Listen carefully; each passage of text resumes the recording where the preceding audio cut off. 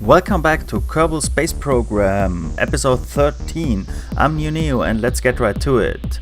We're back with Ronika Kerbin and she's got all her experiments here already in her capsule, and so we can plan our way back to Kerbin now.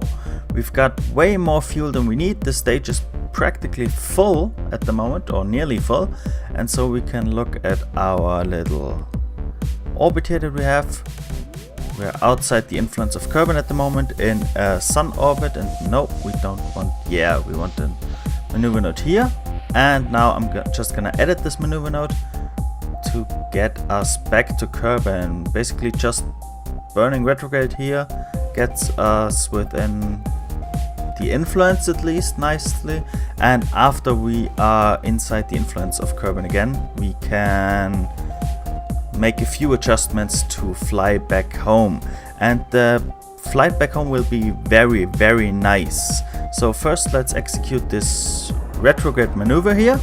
This is about 900 meters of delta V, just retrograde, to get us back into the influence of Kerbin very soon, with I think within just a few hours time. And after that we can try to adjust our orbit inside the influence of Kerbin to get back home. What I really want to do with this is get my science to my space station first. There I can process it, so the science lab in the space station is a little bit more productive, and then get it back to the surface. So let's see how this will work out. Last few meters per delta V, and now we only need to get back within the influence of Kerbin. There we go. Warping time to get towards the sphere of influence change. That will be pretty soon, and once we're in there, I'm just gonna burn radial here. Yeah, I think this is radial, to get my periapse down. It's at the moment at 28 mm. That's way too far outside, and so I'm gonna just burn a little bit to get it down to within the atmosphere of Kerbin. I wanted to get within the atmosphere, but as I got my map view here, you can see I would go into what's this? This is from here, we see it's a clockwise orbit, and I don't need that. This is an inclination of 180 degrees. I need an inclination of 0. So I'm basically burning through the planet here to get my periapse to the other side. You can see the points changing on the nav ball here, and now I'm at an inclination of only 1.8 degrees. And I've got an encounter with the moon. This can be nice if I can do it the right way. The encounter as it is now would propel me outside of the planet again, and I would crash into the moon before that. So I need to adjust this one. So let's see how we can adjust our orbit so that the moon will slow us down in relation to Kerbin a little bit, and we get exactly where we want it to be. Now, yes, we focus on Kerbin and just mess with the maneuver node here a little bit. We are just gonna burn radial here. This would have a moon periapse of 300 meters, and this gets us into a nice orbit that would get us to the surface. I'm gonna need a little bit more than the 300, but I see it just radial burning and I'm going to the right way. So I'm deleting this and now just burning radial, as you can see, and the maneuver is changing, going to the other side of the moon. Here this would slow us very much down, and once we get a periapse of the moon, so we are safe, we can see what would happen if we stayed like this. It would basically, from an escape trajectory, capture us into a nice elliptical orbit here with 190 periapse, but this would again be the wrong direction. This would again be in an inclination of 180 degrees, not the 0 degrees that I need. So I'm gonna need to get my periapse for the moon far out there, so the moon doesn't slow me down that much. This will mean a bigger orbit, and I need to later decelerate more, but it gets me in the right orbit for me to capture or to get close to my space station in the future. So I'm just gonna burn very carefully for a periapse of 70, and after I got through the moon, I can take this down a little bit more to about 50 kilometers, and then we have to do something called atmospheric re-entry or burning off energy. We are basically orbiting the planet here. Our periapse is at 51 kilometers. That's not gonna slow us down nearly enough to get to the surface, but it's gonna slow us down enough so our apoapse is going down and we get into a nice orbit that we can then work with. I fired my engines for a little bit to help with this because I wanted an orbital period of way below 1 day if possible, because this thing has only got life support for 30 days, I believe. So I burned here a little bit more till I got about 500 kilometers left. And now, while our little ship is doing its orbits, we're gonna check on the Minmus scanner here.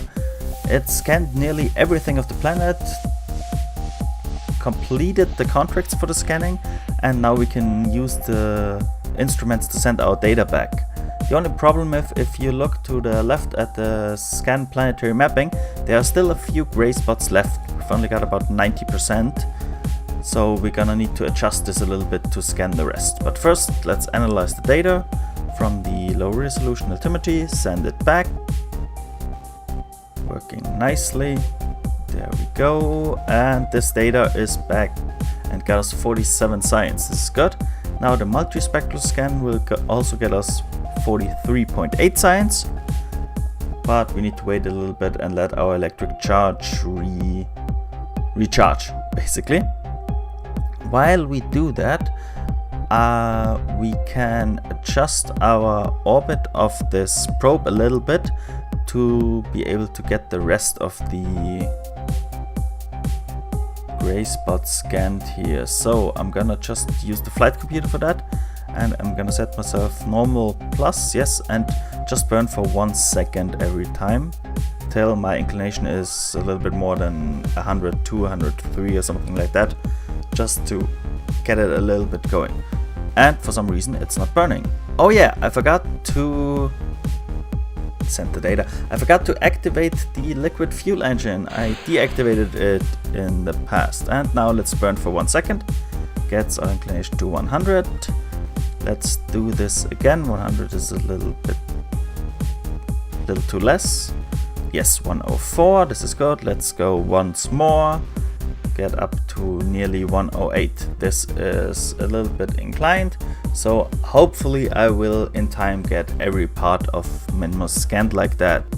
And now deactivate the engine again, and our data needs a little bit more time to upload correctly because my electric charge is, yeah, there we go, and we can go back to our little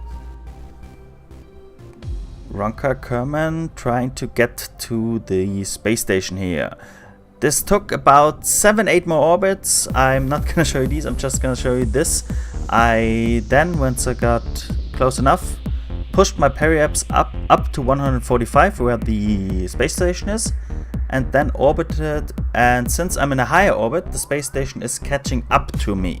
So I needed 1 orbit, 2 orbits, and there we go, a 3rd orbit for it to catch up enough so I can then do this. And now there we see we've got 496, and once we reach this, they're very close together at 19.5 kilometers. And now just 1 more orbit, and then I can start my burning. Normally you wouldn't do this fast, because now you can see my target velocity is 70 meters per second. So I'm closing in on this thing, or basically it's closing in on me at 70 meters, now 50 meters. So I need to burn a lot of delta V for this to work, and I'm also need to burn like this to not fly by it, but to actually get my prograde vector on my target vector here.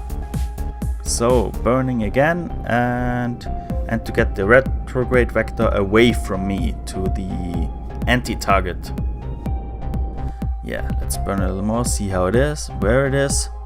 We're at 40 meters and pretty near this vector. At 16 kilometers out, we can afford to be at 60 meters per second. This gives us an encounter with 3.4 kilometers. So let's just time warp till we are nearly there and then adjust again. And the target speed is going up and going up because we're a little bit above the space station. So the space station is going faster and faster than us, but catching up nicely. And there we have it. Now I need to do this again. I'm burning here between the... There you have it. There's the retrograde vector and the anti-target. So once I burn between the anti-target and the retrograde marker will be shoved towards this marker.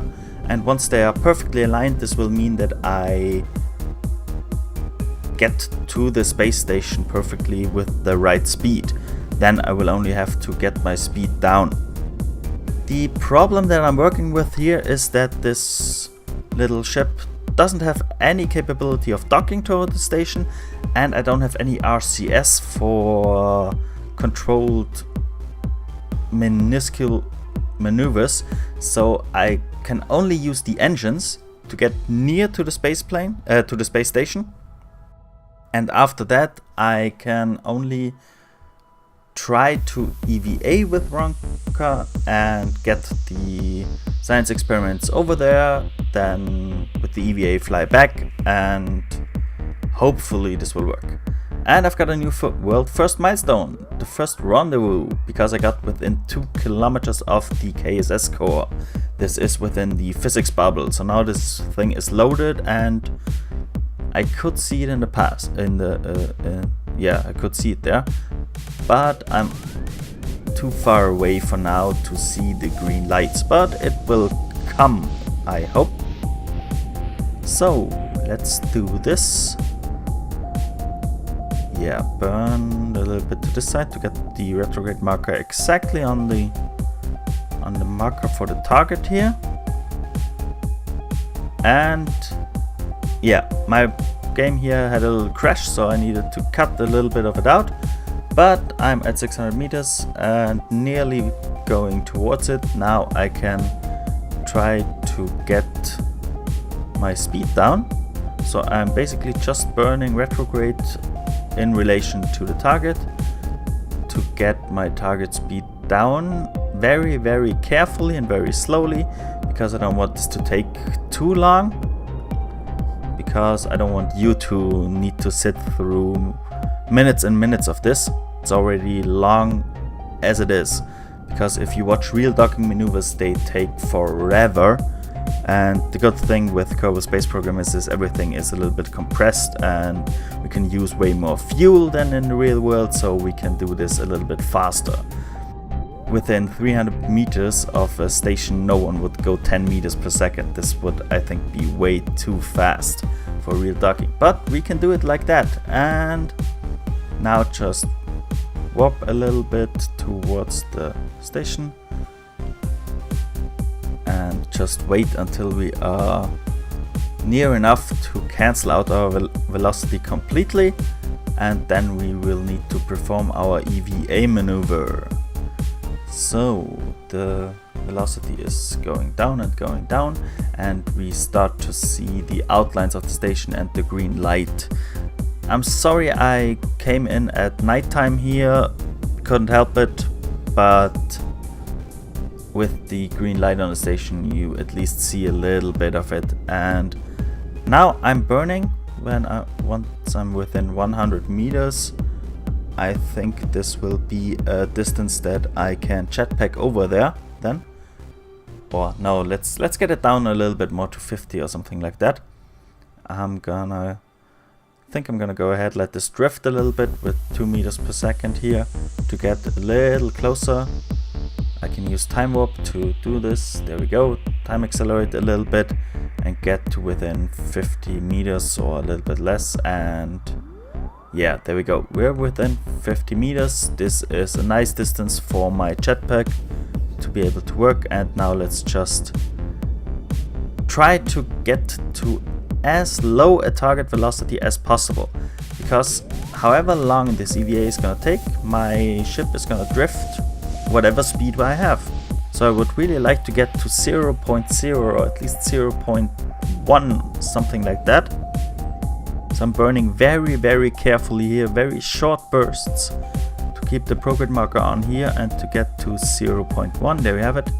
And once more, and the marker is gone. So I'm not flying towards the KSS anymore, and I'm at 0.1. So no, there can be no collision, and 0.1 is, even if this takes a few hundred seconds, it's only going to be a few meters. So this will be a nice and short hop with my spacesuit here. And now let's get Veronica Kerbin with all of her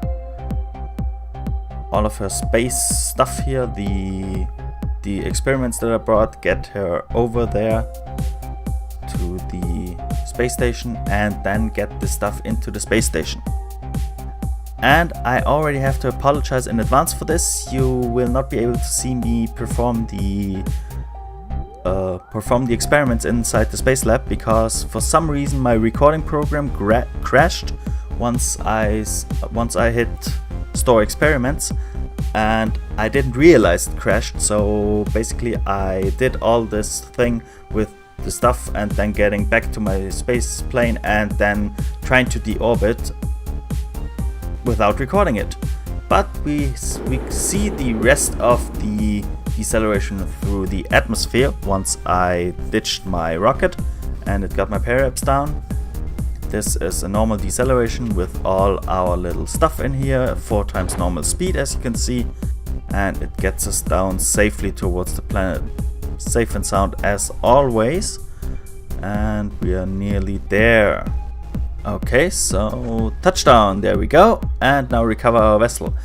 And there we have it, we've got over 338 science, so we can get exactly the science that I need for the next episode. We can get, where is it? The high power electronics, because this has got this nice reflectron KR14. That is the first dish that can send a signal all the way to Duna. So I can start sending unmanned probes to Duna and Eve. And this is awesome. So we're gonna just research this, and I'll see you guys in the next episode. Thanks for watching this episode of Kerbal Space Program. If you liked it, be sure to leave a comment or click that like button. And if you never wanna miss an episode again, be sure to subscribe. I hope I see you guys next time.